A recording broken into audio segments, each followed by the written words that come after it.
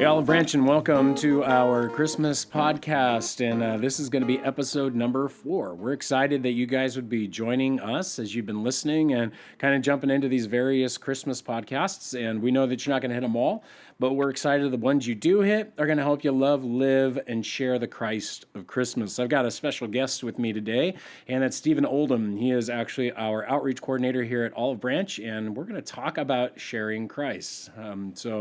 How long have you worked here? Oh, man. Worked here on paper, I think it's 7 years, but I think when I started, I started as a volunteer, so.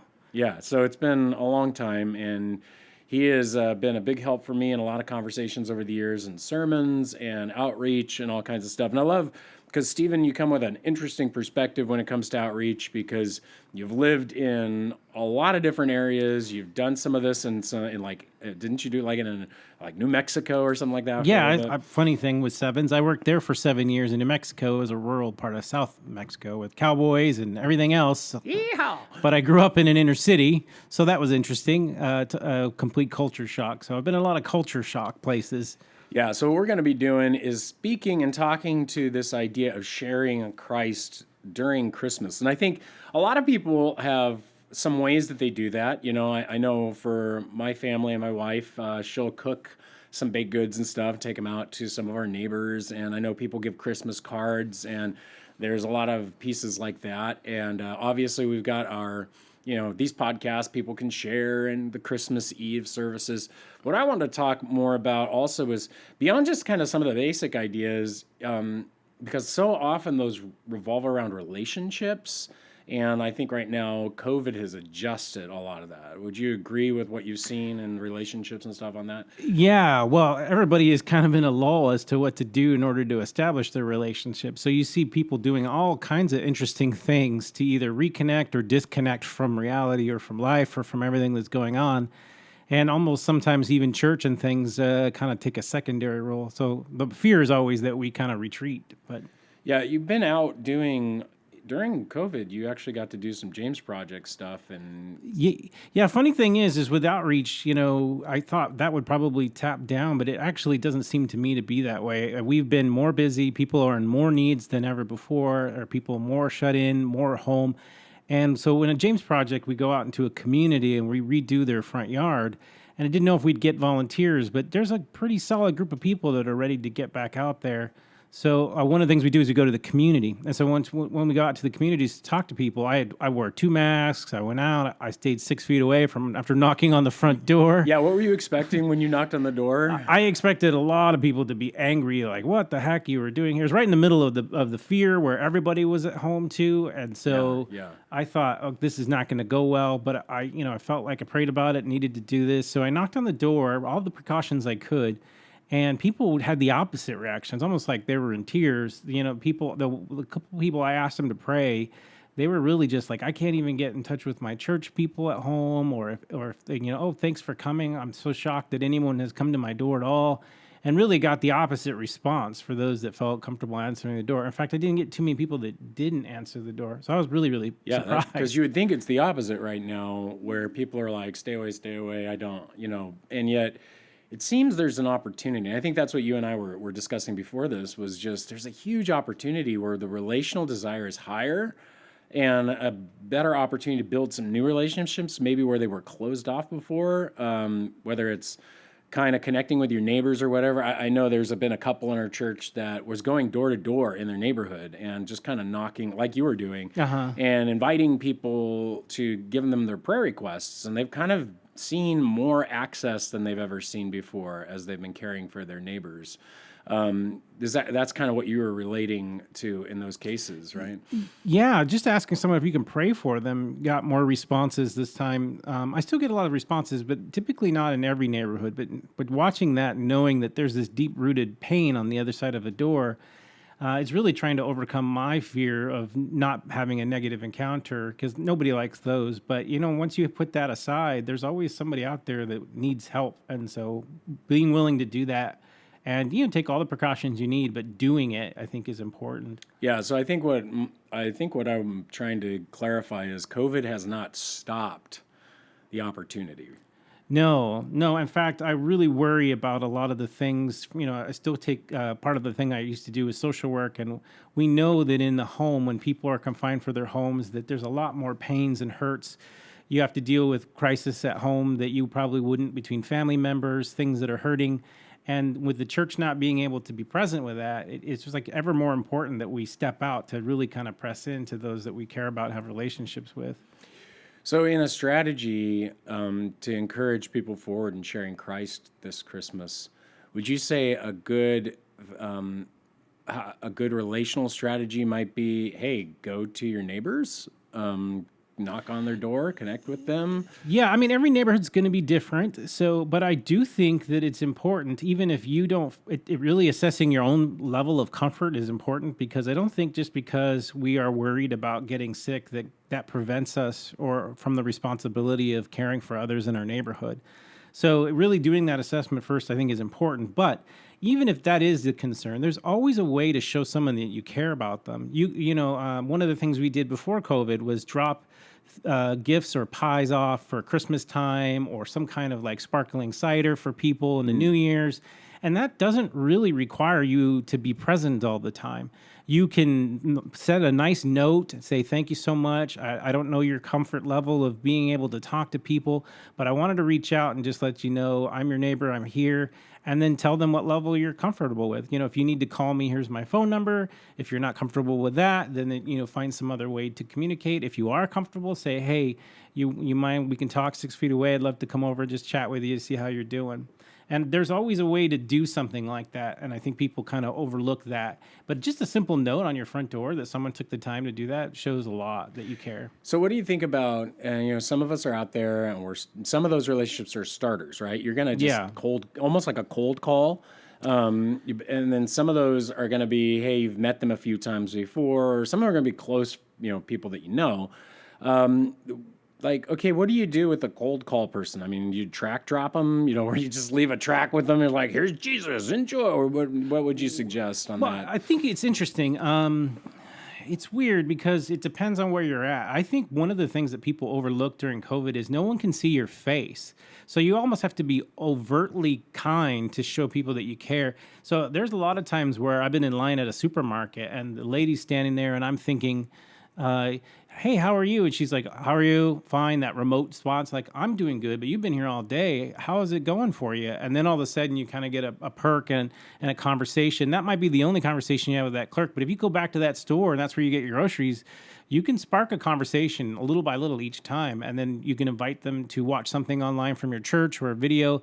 But I think just being more compassionate than everyone else is a really good opportunity to care. Yeah, I've been messing that one up. I went with the store with my wife like a couple of days ago and, got into a bit of a conversation over not getting to use my own bags and having to wear this mask and unless like my wife's like, you can't do that. You're going to ruin all the relationships I've been building. And I'm like, okay, I'll shut up now and I'll stop doing that. But it's true. If we, at this time of the year, there is a lot of anonymous living in a sense. And because the mask acts like a way of hiding. It's another mask. People have a mask online. They also have a mask in person now. And what that does for people, just from a psych background, is it makes us all less empathetic of other people. We look down at the floor. We don't see their face. We don't actually pay attention to. You have to actually go out of your way to look someone in the eyes now, and people don't make eye contact anymore. So maximizing those things, if you have a little extra money, tipping somebody a little bit more at a restaurant if you get to go to a restaurant.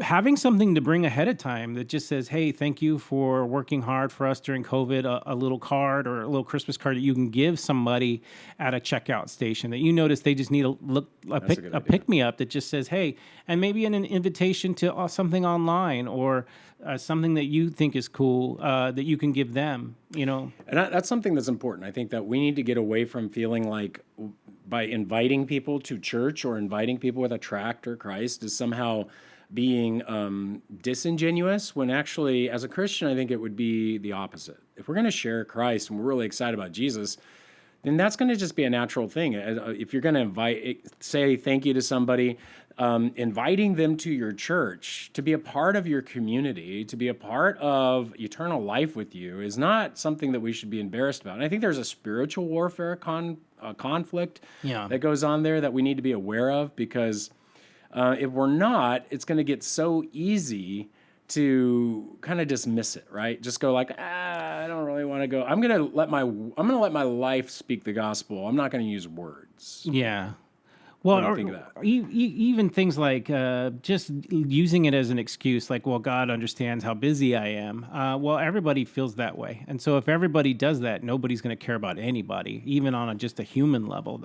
So really not dehumanizing people and praying before you go out. Lord, open my eyes for an opportunity, because I get in that mode where I just want to go to the store. I want to go home. I don't want to do anything else. And God's like, you have to be aware of the people I'm putting in your life. They need you even more now than they did before. And I wrestle with that, because I get in that mode, or just working all day and you're just thinking and then you're like, no, I've got to care about other people.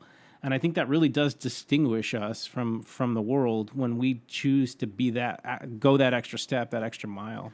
So what about a book or a tract? Do you think those work still? I prefer relational connections. If you have the time to explain a tract, I would prefer a tract. But, I'm not against that, especially when it's a cold situation. And it depends on the track, really. If the track is giving you something, here's what I care about you. If that gets conveyed, then I'm okay with that. I know we've tried to make some tracks of our own, and then those are just like telling a story of Christ, and especially at Christmas time, there's probably really good material. Like, I know we're thinking about giving people out the case for the Nativity, but giving that as a gift, as a book with a little thank you, is probably enough, because I would rather read like a little tiny booklet than actually like, here's a tract, because I know what that is, but I don't know what you're giving me a book for. So that might be a little bit more of a way to do that. And, and still just a way to make a relationship with somebody and to have a routine. Maybe you're going to the same store over and over again, looking for that same clerk, or looking to have that conversation more overtly might be more helpful. So let's switch to the different side, because some people aren't out, they're online, right? Yeah. And so do we share online right now? Is this like all things, I think people are shying away from everything. They see that life is hard, and so they just say, you know what, I'm just not going to participate.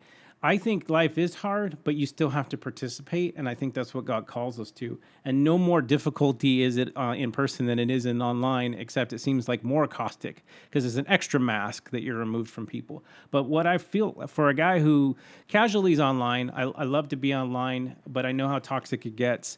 I have had God challenge me recently to press into creating the kind of things online that I would like to see, that I'm not frustrated with. As Christians, we get into this counterculture. I don't like this, and I don't like that, and that's not Christian, but we never create an alternative. And I really didn't want to be a part of the people who just goes around criticizing everybody for what they're doing online without actually demonstrating it somewhere or creating some kind of online community. So one of the things I did is create a Christian chat room for Christians to just keep encouraged and to communicate things that might help them express the gospel to other people. So it's little articles, little things about apologetics, things that just keep us interested and focused. So they can share those out. So they can share those on their own Facebook page, and they can share them on their own kind of communications to people. What point do you stop doing like broad public social media invites and you go directly at your friend through, IMing or however that is, where you're directly connecting and having those conversations about Christ? With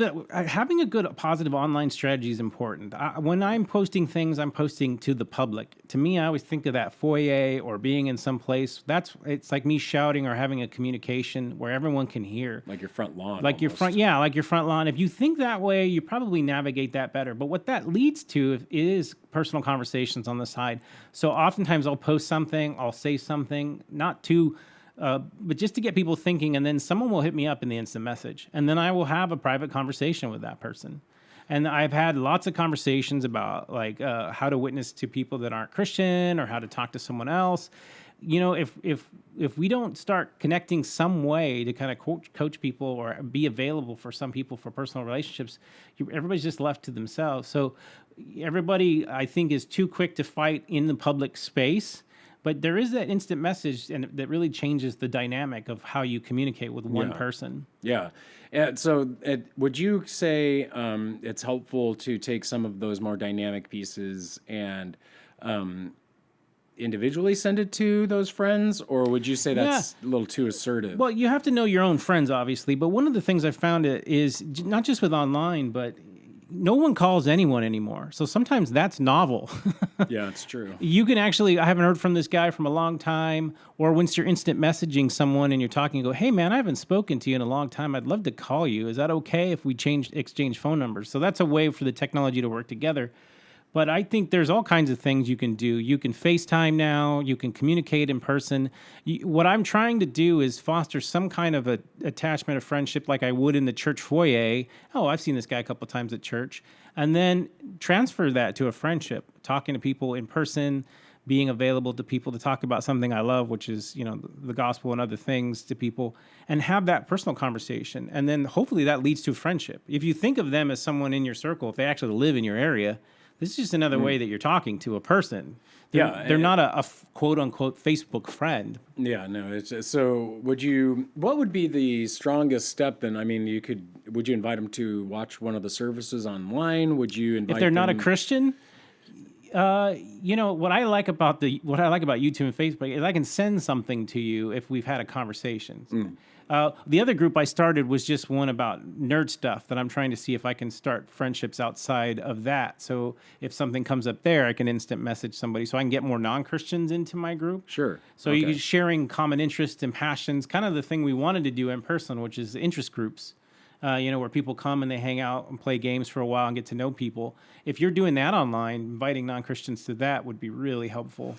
One other thing because the online also opens up a new vista of connecting with your coworkers outside of just workspace. How would you navigate the difference? I mean, we work at church, so it's a little different. But I mean, I always found that my most fruitful times was with my coworkers, because they've seen my presence, they saw what I was like, and then they would start talking. And nowadays, you have both that in-person presence at work, but also online.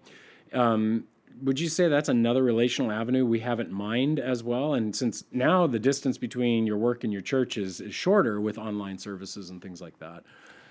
So your question about online service, you mean inviting people to church through? Inviting people to church, inviting people to Christ. Like, how would you think that the working environment has changed in reaching your working? Yeah, it really depends on whether you're confined to home or not. I think if you are like one of the essential workers where you're working in a warehouse, then social media becomes an extension of your friendship. If you're cracking a joke about something or, hey, look at this Star Wars video, it's just a way to start having a communication. You're sharing, you're like, hey, we're talking about something very similar at church. We're talking about art, or here's a podcast that we did. Some of the alternatives, just even to the services that we're doing, little videos and things like this podcast that you can share that are podcasts that just talk about a subject might get people interested. But hey, I have no problems with you say, hey, we're doing a Christmas thing. Why don't you watch that? Or if your kids are at home, they might like it. It's got a little nativity scene. Or hey, this last week this is the message we had. I think is really relevant, and I think it would help you. I think that's important. I think one of the things that we forget is we've noticed a lot of people just skip over the announcements and they skip over kind of the extra things that we do at church. And as concerned about sharing Christ and outreach stuff, it's like you're skipping over the opportunities to reach a friend, because we often talk about the fact, at least in staff, we often talk about the fact that you're going to reach your friends with a need that they have or an interest that they're into. And so sometimes you're going to meet a friend or a neighbor whose marriage isn't going well, and we have marriage counseling opportunities. We have all of these services that are available that are outreach oriented if they're thought of in the right way. Yeah, what's helpful for us as a church staff in general is when people actually go the extra step to try and keep talking to us to get a resource that they need. But I think one of the best things you can do for evangelical reasons is figure out all the things your church is doing during COVID and really be familiar with those resources and be able to share them with the people that are in need to directly access that need. And that's something we're willing to do. That's what I'm willing to do. If you're personally struggling with, I have this person in need, we'll find a way to help that person. Yeah, absolutely. We have so many opportunities that some people aren't even taking advantage of. I know everybody thinks they've got it, But I think just helping someone, even if they don't need help, is the start of a relationship. They say they don't need help, but I just want to do this for you. Are you okay with me doing some goodwill for you? It would make me feel better if I could do something for you. Can you help me figure out a way I can help you? And that really changes the perspective of I don't need it, as opposed to everybody's like, well, I'm good, I can take care of myself. It's not really about that. It's me wanting to do something kind for you because I know you're stressed and I just want to cause a little bit of less stress in your life. And so will you take it? And because everybody's like, I don't need this, I don't need that. Well, it's not that. I want to do it. Is it okay for me to be kind to you?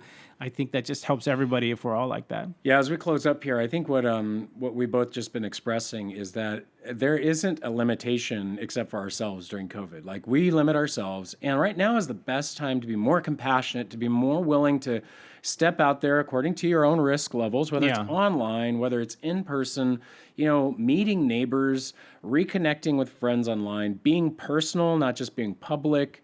All these cases, and then being bold enough to share Christ, whether it's with an article online, whether it's a tract, a booklet, whether it's inviting them to church, that we don't have to stop outreach right now. In fact, there's probably a greater opportunity with the needs that we've all been seeing and that have been building in the home.